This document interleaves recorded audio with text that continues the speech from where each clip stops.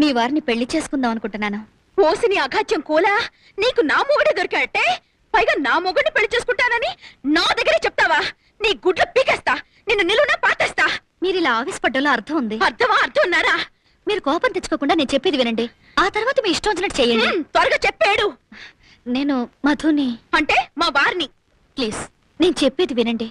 నేను మధుని గాఢంగా ప్రేమించాను, పెళ్లి కూడా చేసుకోవాలనుకుంటున్నాను. అనుకుంటావు ఎందుకు అనుకో? కాస్త శాంతంగా వినండి.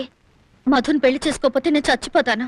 ఆ పంచాయి తల్లి పేడ బిరగడైపోతుంది. మీరు నన్ను మాట్లాడనివ్వడం లేదు. చెప్పు. డబ్బుందన్న అహంకారంతో కాదు, మధు మీదున్న మమకారంతో చెప్తున్నాను. మధుయే కాదు, మీరు పిల్లలు కూడా సుఖంగా ఉండాలి. అందుకని మధుని పెళ్లి చేసుకోవడానికి మీరు అనుమతిస్తే మీకు ₹1,00,00,000 ఇస్తాను. ₹1,00,00,000?